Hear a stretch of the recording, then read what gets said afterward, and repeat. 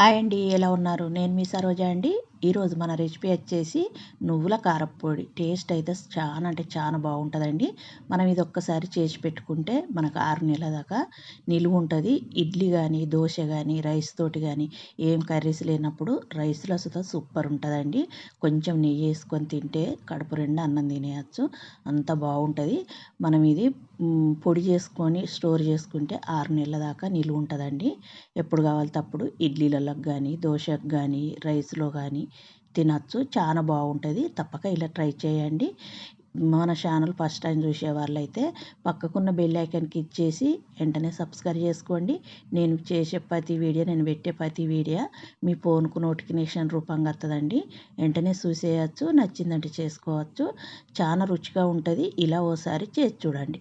ఇప్పుడు దీని తయారు చూద్దాము. ఇప్పుడు స్టవ్ అంటు పెట్టుకొని ఒక ప్యాన్ పెట్టుకొని అందులో 1 కప్పు నువ్వులు వేసుకున్నాం. మెజరింగ్ కప్పుతోటి. అది మనకు 1/2 కిలో దాకా ఉంటాయండి నువ్వులని వేపుకోవాలి మంచిగా. అంటే స్టవ్ సిమ్లో పెట్టుకొని వీటిని మంచిగా కలర్ వచ్చేదాకా వేపుకోవాలి. చూడండి, నువ్వులను నెగితే మనకు అన్న నుంచి మంచి సువాసన వస్తుంది. ఆధార్ దాకా ఒక 2 నిమిషాలు బాగా వేపుకోవాలి. చూడండి, కొంచెం చిమ్ములో పెట్టుకుంటే మనకు చిల్లకుంటుంటాయి, చిటపట అనకుండా చిమ్ములో పెట్టుకొని వేపుకోండి. ఇప్పుడు నువ్వులన్నీ వేగినాక మనం వేరే ప్లేట్లకు తీసుకుందాము. చూడండి, వేగిపోయినాయి మనకు. అట్లా వేగితే సరిపోతాయి. ఇప్పుడు మనం వీటిని ఒక ప్లేట్లకు తీసుకుందాం. తీసుకొని అదే ప్యాన్ పెట్టుకొని అందులో 1 స్పూను ఆయిల్ వేసుకోండి. ఇప్పుడు ఒక అరకప్పు కందిపప్పు వేసుకోవాలి. అట్లనే అరకప్పు మినపప్పు వేసుకోవాలి. మినపప్పు మీరు గుండ్ల పప్పు అయినా పర్లేదు, పొట్టుపప్పు వేసుకున్నా పర్లేదు. ఇప్పుడు మనం అదంతా వేపుకోవాలి. పప్పులని చాలా బాగా వేపుకోవాలండి. అప్పుడే మనకు ఈ పొడి అన్నది చాలా రుచిగా ఉంటుంది. మనకు 2 పప్పులు మంచిగా వేగాలి. స్టవ్ సిమ్లో ఉంచుకొని వేపుకోండి. ఇప్పుడు 1 స్పూను ధనియాలు, అంటే చిన్న స్పూన్ తోటి అయితే 2 స్పూన్లు అవుతాయి, పెద్ద స్పూన్ అయితే 1. 1 స్పూను జీలకర్ర పెద్ద స్పూన్ తోటి వేసుకొని వీటిని సుతం బాగా వేగేదాకా వేపుకోవాలి.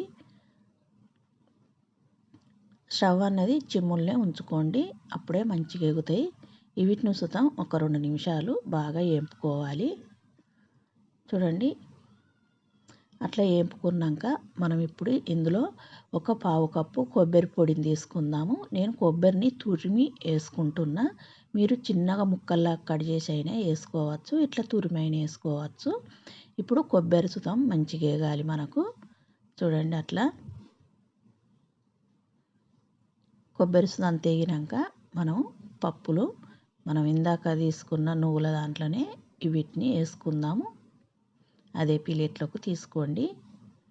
ఇప్పుడు మళ్ళీ అదే ప్యాన్ పెట్టి ఇంకొక స్పూను ఆయిల్ వేసుకోండి. మనకు ఆయిల్ అన్నది వీటికి ఎక్కువ పట్టదండి. ఇప్పుడు మిర్చి మీ కారానికి తగ్గట్టు తీసుకోండి. అంటే మీ మిరపకాయలు ఎంత కారం ఉన్నది చూసి వేసుకోండి. చూడండి, నేనైతే ఒక 100 గ్రాముల దాకా అయితే కావచ్చు తీసుకున్నా. మనకు మిర్చి అంత వేగినాక ఒక గుప్పెడంతా కరివేపాకు వేసుకోవాలి. కొంచెం కడిగి ఆరబెట్టుకోండి. కరివేపాకు సుతం మంచిగా క్రిస్పీగా అయ్యేదాకా వేగాలి.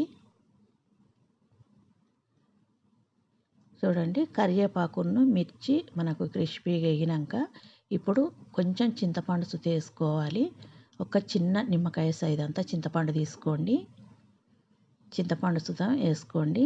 చింతపండు, మిర్చి అవన్నీ వేగాలి. వీటిని సుతం ఒక 2 నిమిషాలు వేపుకొని మనం తీసుకోవాలి. చూడండి, మిరపకాయల సుతం క్రిస్పీగా అయ్యేదాకా వేపుకోవాలి. ఇప్పుడు మనం వీటిని సుతం అదే ప్లేట్లోకి తీసుకుందాం. చూడండి, అట్లా ఎగితే సరిపోతాయి. ఇప్పుడు స్టవ్ ఆపుకొని వీటిని సుతం పప్పుల దాంట్లోకి తీసుకోండి. అవి పూర్తిగా చల్లారినాక మనం మిక్సీ పట్టుకోవాలి. వీటిని చల్లారబెట్టుకొని కొంచెం చల్లారినాక అప్పుడు మిక్సీ జార్లో వేసుకొని పౌడర్ పట్టుకోండి. అప్పుడే మంచిగా అవుతుంది పౌడరు. వేడివిన పడితే మనకు కొంచెం ముద్దలాగా అవుతుంది, పౌడర్ అంత బాగా రాదు. అందు గురించే పూర్తిగా చల్లారినాకనే మనం పౌడర్ పట్టుకోవాలి. ఇది ఇడ్లీ, దోశ, అన్నంకు చాలా బాగుంటుందండి. మనం ఒకసారి చేసి పెట్టుకుంటే 6 నెలల దాకా నిలువ ఉంటుంది. ఎప్పుడు కావాలితే అప్పుడు ఇడ్లీలకు పెట్టచ్చేసి పిల్లలకు కానీ ఇంట్లో వాళ్ళకి కానీ. ఏం చట్నీ చేసే టైం లేనప్పుడు చూద్దాం ఈ పొడి వేసుకొని తినచ్చండి, అంత బాగుంటాయి. ఇప్పుడు మిక్సీ గిన్నెలో కొన్ని ఎల్లిపాయలు తగినంత సాల్ట్ వేసుకోవాలి. ఎల్లిపాయలు నేను ఒక 2 గడ్డలు తీసుకున్నా, అంటే ఒక 20-25 అయితే పాయలు. ఇప్పుడు తగినంత సాల్ట్ వేసుకున్నాక ఒక స్పూను బెల్లం చుక్క వేసుకోండి, టేస్ట్ బాగుంటుంది. అట్లనే ఒక స్పూన్ పసుపు చుక్క వేసుకొని అంతా పౌడర్ పట్టుకోవాలి. అట్లా చూడండి, పౌడరు అంతా మెత్తగా పట్టుకోవాలి. ఇప్పుడు పౌడర్ అంతా మనం ఒక ప్లేట్లోకి తీసుకుందాం. పౌడర్ చూద్దాం, మనం మిక్సీ పట్టినాక వేడి ఉంటుంది కదా, కొంచెం చల్లారినాకనే మనం డబ్బాలో స్టోర్ చేసుకోవాలి, వేడిది చేయొద్దు. చూడండి, అంతా ప్లేట్లకు అనుకున్నాక అట్లా స్పూన్ పట్టి కలుపుకుంటే ఏమన్నా ఉండలున్నా మనకు అదంతా కలిసిపోయిద్ది. కొంచెం వేడి సుతం చల్లారుతుంది. చల్లారినాక ఒక గ్లాస్ దాంట్లో మనం స్టోర్ చేసుకుంటే మనకు 6 నెలలు నిలువ ఉంటుందండి. టేస్ట్ సుతం అట్లనే ఉంటుంది, కలర్ మారదు, టేస్ట్ సుతం మారదు, అంత బాగుంటుంది, చాలా రుచిగా ఉంటుంది. తప్పక ఈలోసారి ట్రై చేయండి. ఏం కర్రీస్ లేనప్పుడు చూద్దాం మనం రైస్ తోటి కడుపు నిండా అన్నం తినచ్చు నెయ్యి వేసుకొని. తప్పక ట్రై చేయండి. నచ్చిందంటే ఒక లైక్ చేయండి, షేర్ చేయండి, సబ్స్క్రైబ్ చేయండి. నా ఛానల్ సబ్స్క్రైబ్ చేసుకొని వాళ్ళు వెంటనే సబ్స్క్రైబ్ చేసుకోండి. మీ ఫ్రెండ్స్కి ఫ్యామిలీ మెంబర్కి షేర్ చేయండి. మీరు ఒక కామెంట్ పెట్టండి, ఒక లైక్ ఇవ్వండి. మీరు ఇచ్చే లైకు ఇంకా కొంతమందికి నా వీడియో చేరుతుందండి. తప్పకుండా కామెంట్ చేయండి.